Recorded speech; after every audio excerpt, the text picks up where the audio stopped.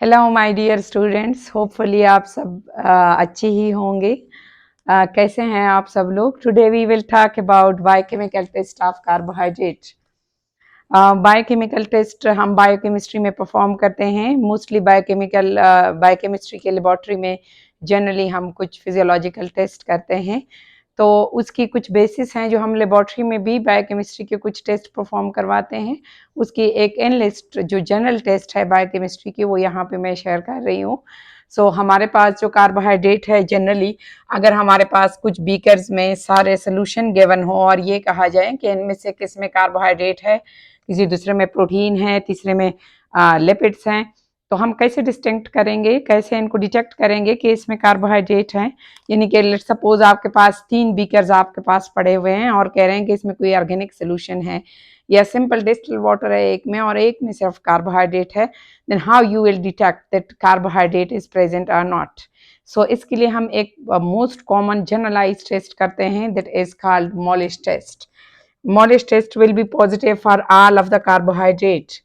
यानी कि अगर मॉलिश टेस्ट हम परफॉर्म करेंगे और मॉलिश रिएजेंट डालेंगे किसी भी ऐसे सोल्यूशन में जिसमें कार्बोहाइड्रेट मौजूद हो, चाहे वो मोनोसेकेराइड हो, डाइसेकेराइड हो या फिर पॉलीसेकेराइड हो, तो वो हमें रिजल्ट देंगे positive. Molisch test is the test used for the detection of all carbohydrate. यानी कि ये वाला जो टेस्ट है that will be positive for carbohydrate. लेकिन अगर कार्बोहाइड्रेट ना हो, कोई और नॉन कार्बोहाइड्रेट सोल्यूशन हो, तो वो ये टेस्ट क्या देंगे? Negative. This test will be positive for all carbohydrate but will be negative for non carbohydrate solution.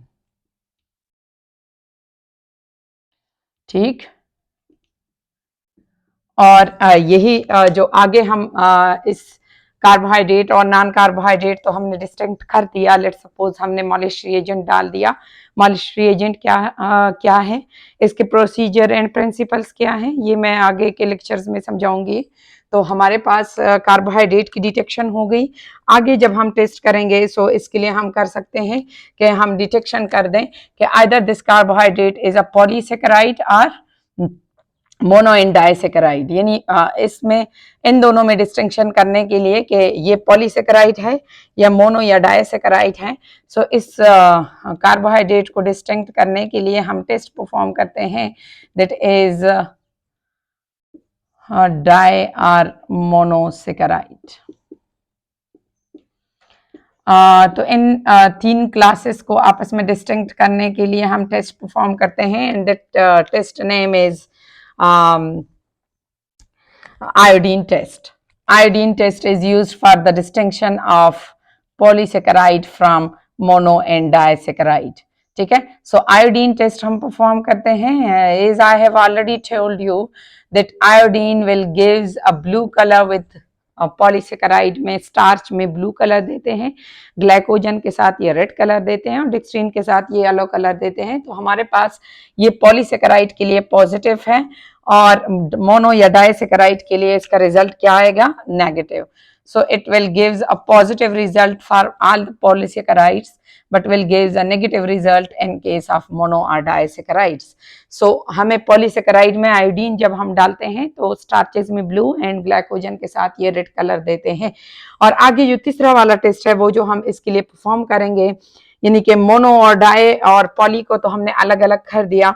अब जो हमारे पास एक थर्ड वन टेस्ट है वो ये है कि हम मोनो और डाई को में रिड्यूसिंग और नॉन रिड्यूसिंग शुगर को डिस्टिंक्ट करने के लिए एक टेस्ट करते हैं जिसका नाम है Benedict test.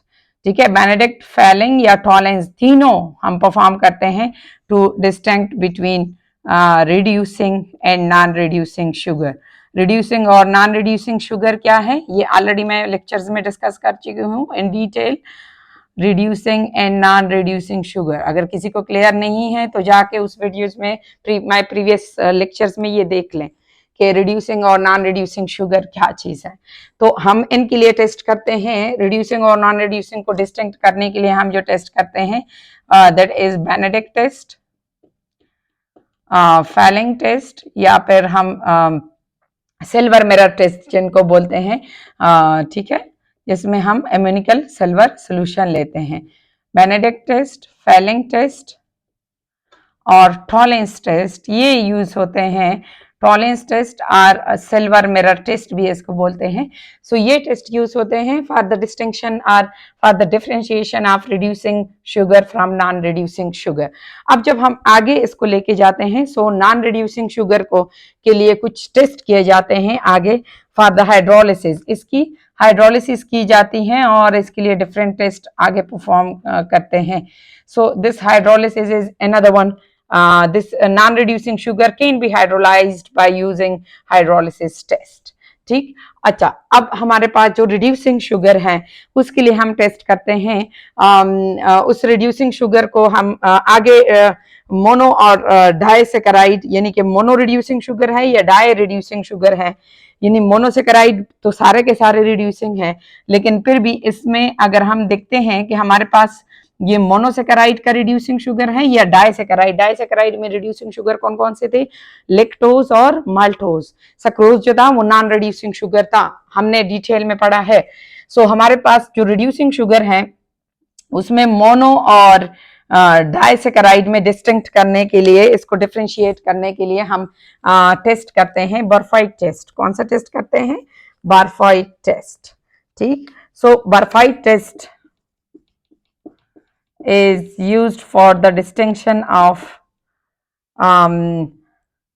monosaccharide from disaccharides. Okay, reducing mono है या reducing monosaccharide can be differentiated or distincted from reducing disaccharide by performing or by doing another one test, saccharides, by doing another one test, that is Barfite test. ठीक है, सो बर्फाइट test किस लिए perform किया जाता है? Two distinct between reducing monosaccharide and disaccharide. और जब monosaccharide के लिए ये पॉजिटिव आएगा, बर्फाइट टेस्ट क्या होगा? ये रिड्यूसिंग मोनोसेकेराइड के लिए पॉजिटिव आएगा और रिड्यूसिंग डाइसेकेराइड के लिए क्या होगा? नेगेटिव आएगा। ठीक, और इसी तरह जो हमने ये पढ़ा कि हमारे पास ये रिड्यूसिंग शुगर के लिए बेनेडिक्ट या फेलिंग या टॉलेंस टेस्ट रिड्यूसिंग के लिए पॉजिटिव आएंगे और नॉन रिड्यूसिंग के लिए क्या होंगे? नेगेटिव होंगे। ठीक, रिजल्ट क्या आएंगे? रिड्यूसिंग शुगर के लिए पॉजिटिव और नॉन रिड्यूसिंग के लिए क्या होंगे? Negative. Same is the case with के बर्फाइट टेस्ट अगर हम परफॉर्म करेंगे तो रिड्यूसिंग मोनोसेकेराइड के लिए इसका रिजल्ट पॉजिटिव आएगा और रिड्यूसिंग डाइसेकेराइड के लिए इसका रिजल्ट क्या होगा? नेगेटिव आएगा। अच्छा, अब जो रिड्यूसिंग मोनोसेकेराइड है इसके लिए हम आगे टेस्ट परफॉर्म करते हैं इसको डिस्टिंक्ट करने के लिए कि इसमें कीटो शुगर है या फिर क्या है? अल्डो है। कीटो है या फिर अल्डो है। यानी कीटोनिक फंक्शनल ग्रुप जिस मोनोसेकेराइड में मौजूद हो वो कौन सा है? फ्रक्टोजेज। हमने ऑलरेडी पढ़ा है कि इसमें इसको आगे डिस्टिंक्ट करने के लिए कि ये कीटो मोनोसेकेराइड है या फिर अल्डो मोनोसेकेराइड है। तो अल्डो और कीटो में, यानी कि यहाँ पे कीटो में हम मोस्ट कॉमन मोनोसेकेराइड जो लेते हैं फ्रक्टोज, और अल्डो में हम ग्लूकोज या गैलेक्टोज या मेनोज। यानी कि हमारे पास कीटो और अल्डो मोनोसेकेराइड को डिस्टिंक्ट करने के लिए हम टेस्ट परफॉर्म करते हैं। है, इस टेस्ट का नाम है सिल्वोनॉफ टेस्ट।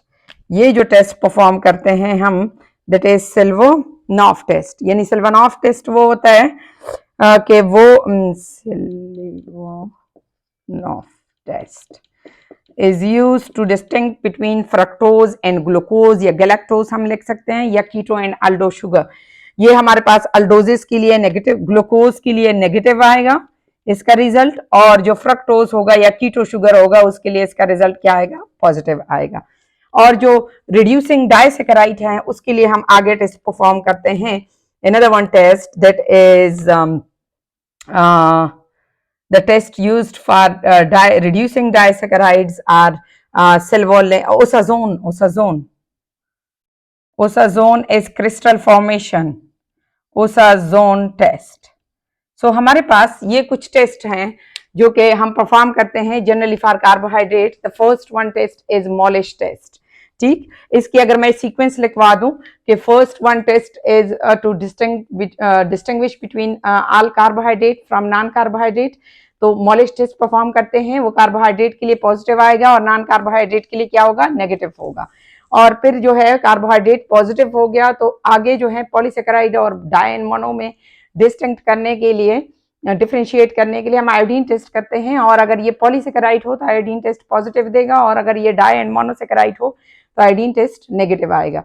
तो थर्ड जो टेस्ट है वो हम परफॉर्म करते हैं for reducing sugar, distinction between reducing sugar and non reducing sugar, उसके लिए हम बेनेडिक्ट या फेलेंग टेस्ट करते हैं या टॉलेंस टेस्ट परफॉर्म करते हैं। अगर ये रिड्यूसिंग शुगर हो तो ये पॉजिटिव रिजल्ट देगा, अगर ये नॉन रिड्यूसिंग शुगर है तो ये नेगेटिव रिजल्ट देगा। तो नॉन रिड्यूसिंग शुगर को हम आगे हाइड्रोलाइज कर सकते हैं हाइड्रोलिसिस रिएक्शन के थ्रू, तो वो भी हाइड्रोलिसिस एक हमारे पास टेस्ट है।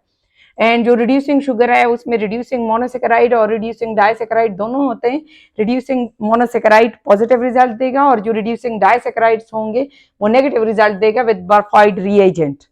ये टेस्ट परफॉर्म करके हम मोनो और रिड्यूसिंग मोनोसेकेराइड और रिड्यूसिंग डाइसेकेराइड को अलग अलग कर सकते हैं। फिर जो रिड्यूसिंग डाइसेकेराइड्स होगा उसके लिए हम परफॉर्म करते हैं टेस्ट ताकि उसके क्रिस्टल बने और क्रिस्टल के शेप से हमें डिफरेंट रिड्यूसिंग डाइसेकेराइड का पता चल जाए, तो उसके लिए जो टेस्ट परफॉर्म करते हैं दैट इज ओसाजोन टेस्ट। ठीक है, और जो हमारे पास सिल्वा-लिनफ टेस्ट है वो यूज होता है for the distinction of reducing monosaccharide into a keto and aldo sugar. So हमारे पास टोटल कितने टेस्ट हो गए, ये मैं इधर पे साइड वाइज लिखवा देती हूँ। ठीक है, एक तो इस स्केच से आपको पता चल गया होगा, इस स्केच से आपको पता चल जाता है कि हमारे पास ये टेस्ट हो रहे हैं, तो ये मैं मिटा देती हूँ और साइड वाइज इसके लिए एक निमोनिक भी बता देती हूँ ताकि आपको इन सारे टेस्ट का के नाम और लिटिल बिट ये जो हमारे पास रिजल्ट आए हैं ये आपको याद रहें। सो फर्स्ट टेस्ट क्या था, सिक्वेंशियल अरेंजमेंट में अगर आपने वैसे याद रखने हैं कि हमारे पास जो फर्स्ट टेस्ट हम परफॉर्म करते हैं for the distinction of carbohydrate and non carbohydrate, first one is Molisch test. हाँ, second one test is iodine test to use for the distinction of polysaccharide from mono and disaccharide. Third one test is Benedict test. You can say Benedict के साथ साथ हम Fehling और Tollens test भी करवाते हैं to distinct between reducing and non-reducing sugar. और जो Fehling और Tollens हैं उनकी भी हमारे पास सेम reducing procedure है। अच्छा, और आगे जो हमारे पास टेस्ट है वो है हाइड्रोलिसिस हम करते हैं,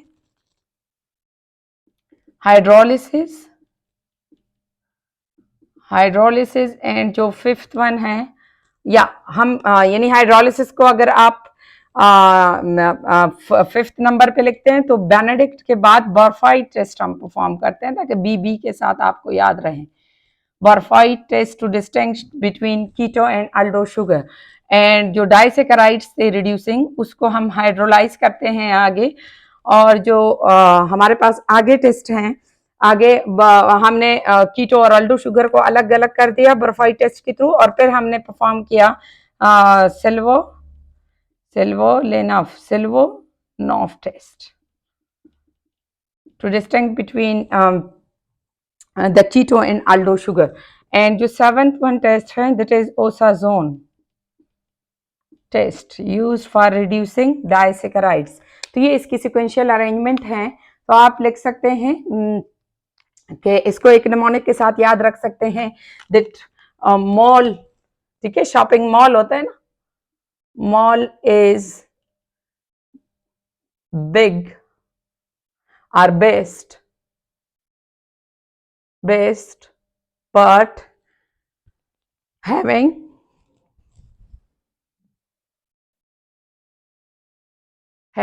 सेल जोन वाइज। ठीक है, मॉल बेस्ट है क्योंकि उसमें सेल लगा हुआ है zone wise. That is the simple one mnemonic for the memorisation of the sequential arrangement of this test, जो कि हम कहते हैं कि हमारे पास ये इतना ज़रूरी नहीं है कि आपको सारे के सारे, लेकिन हम जब स्टार्ट लेते हैं तो आपको ये पता होना चाहिए कि ये वाले टेस्ट जो हैं ये कार्बोहाइड्रेट नॉन कार्बोहाइड्रेट को डिस्टिंक्ट करते हैं और कौन से कार्बोहाइड्रेट में आगे हम जाके मोनो, डाई या रिड्यूसिंग एंड नॉन रिड्यूसिंग को डिस्टिंक्ट कर सकते हैं। Thank you for watching me.